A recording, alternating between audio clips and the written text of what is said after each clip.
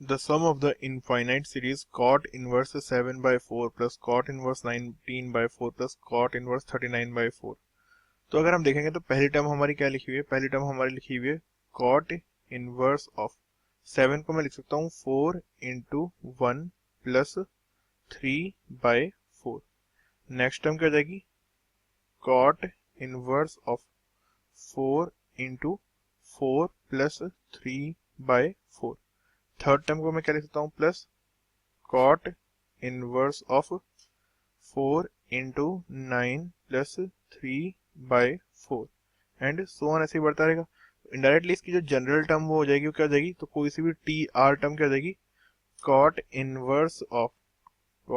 Of सी, यहाँ पे लिखा हुआ है 1 स्क्वायर, यहाँ 2 स्क्वायर, यहाँ पे 3 स्क्वायर, तो इनडायरेक्टली जो हमारी जनरल टर्म हो जाएगी वो क्या हो जाएगी 4r स्क्वायर प्लस 3 बाई 4 हो जाएगी। अब ये तो क्या है टी आर लिखा हुआ है हमारा, तो अगर इसे मैं tan इनवर्स की फॉर्म में कन्वर्ट करूंगा तो क्या हो जाएगा, ये लिखा हुआ है आर स्क्वायर प्लस 3 बाई 4, तो ये क्या हो जाएगा टी आर को मैं लिख सकता हूँ T R is also equal to tan inverse of क्या हो जाएगा ये 1 upon R square plus 3 by 4, तो जाएगा आर स्क्वायर प्लस 3 बाई 4, है ना, ये हो गया।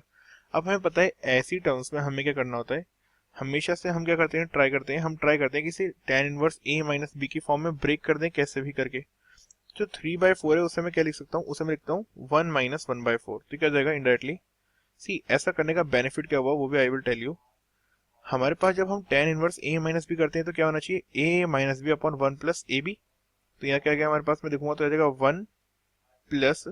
आर स्क्वायर माइनस 1 बाई 4, ठीक है। अब अगर मैं देखूं ऊपर चाहिए मुझे क्या, ऊपर अभी हमारे पास में 1 है, लेकिन मुझे ऊपर क्या चाहिए a माइनस बी की फॉर्म में चाहिए, नीचे a इंटू बी की फॉर्म में चाहिए।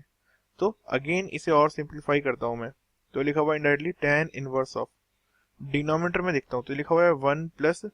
आर स्क्वायर माइनस 1 बाई 4 को क्या लिख सकता हूँ मैं r plus 1 by 2 into R minus 1 by 2, तो लिखा हुआ है 1 प्लस ए बी, और सिंपली ऊपर भी क्या जाएगा हमारे पास में, अगर मैं यहाँ देखूंगा तो लिखा हुआ है r प्लस 1 बाई 2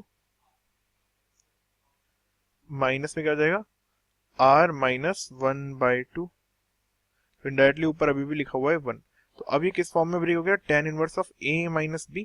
तो यहाँ पे अगर हम टर्म देखेंगे तो स्टार्टिंग कैसे हो जाएगा, ये लिखा हुआ है tan inverse of a minus tan inverse of b, तो जाएगा tan inverse of r plus 1 by 2 minus tan inverse of r minus 1 by 2। अभी क्या है वैल्यू टी आर है, तो अगर मैं यहाँ t कहाँ से हम स्टार्ट करेंगे वैल्यूज पुट करना, t1 से स्टार्ट करेंगे वैल्यूज पुट करना, क्योंकि r की वैल्यू कहाँ से स्टार्ट हुई थी हमारी सीरीज सी r इक्वल टू 1 से स्टार्ट करी थी, तो इनडायरेक्टली क्या हो जाएगा tan inverse 3 by 2 minus tan inverse 1 by 2, तो t1 क्या हो जाएगा यहाँ से t1 is equal to tan inverse of 3 by 2 minus tan inverse of 1 by 2, फिर t2 क्या हो जाएगा, it is equal to tan inverse of 5 by 2 minus tan inverse of 3 by 2, फिर अपॉन में क्या जाएगा t3 के लिए अगर मैं देखूंगा तो आ जाएगा tan इनवर्स ऑफ क्या हो जाएगा 7 by 2 minus tan inverse of 5 by 2, and ऐसे ही करते हुए अगर हमें लास्ट में nth टर्म निकालूंगा तो tn क्या हो जाएगा, तो tn is equal to tan inverse of n plus 1 by 2 into sorry ये क्या हो जाएगा r प्लस 1 बाई 2 है ना, तो इनडायरेक्टली क्या हो जाएगा, ये हो जाएगा 2n प्लस 1 बाई 2, तो जाएगा 2n प्लस 1 बाई 2, और माइनस में क्या जाएगा, माइनस में जाएगा tan inverse of 2n minus 1 by 2, जाएगा 2n माइनस 1 बाई 2। अब अगर मैं इसको नॉर्मल कैलकुलेट करूंगा वैल्यू तो सी कैसा आता है, सी इसकी फर्स्ट टर्म से सेकंड की सेकंड टर्म, इसकी फर्स्ट से इसकी सेकंड, इसकी फर्स्ट से इसकी सेकंड, तो इनडायरेक्टली हमारे पास में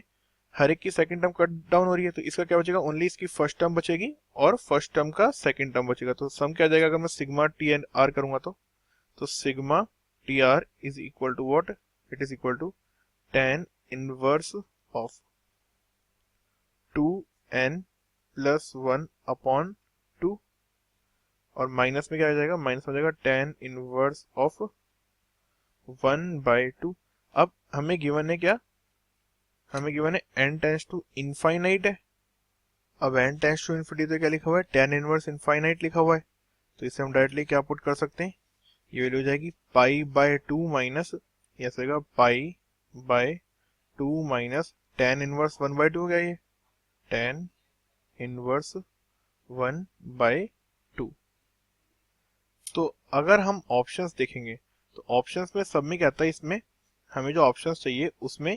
क्या है, π/4 प्लस समथिंग की फॉर्म में आंसर्स है। तो उसे हम कैसे ला सकते हैं, इसे मैं ब्रेक कर देता हूँ π/2 को। सी यहाँ पर अगर मैं देखूंगा तो इस आंसर को मैं और कैसे सिंप्लीफाई कर सकता हूँ, π/2 माइनस tan इनवर्स समथिंग क्या होता है, इट इज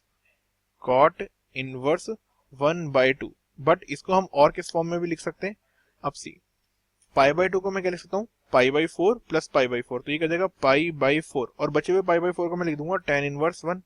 तो जाएगा tan inverse 1 minus tan inverse 1/2।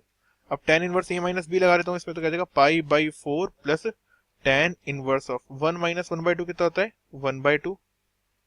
और अपॉन 1 प्लस ए बी कितना हो जाएगा, ये हो जाएगा 3/2। तो इसे क्या लिख सकते हैं, tan इनवर्स 1/3। तो tan इनवर्स 1/3 को क्या लिख सकते हैं हम, cot इनवर्स 3 भी लिख सकते हैं, तो वैल्यू हो जाएगी π/4 प्लस cot इनवर्स 3। तो ये भी हमारा इसी इक्वेशन का आंसर है, अगर इसे हम π/4 के टर्म में लिखेंगे तो। This is also answer for this question.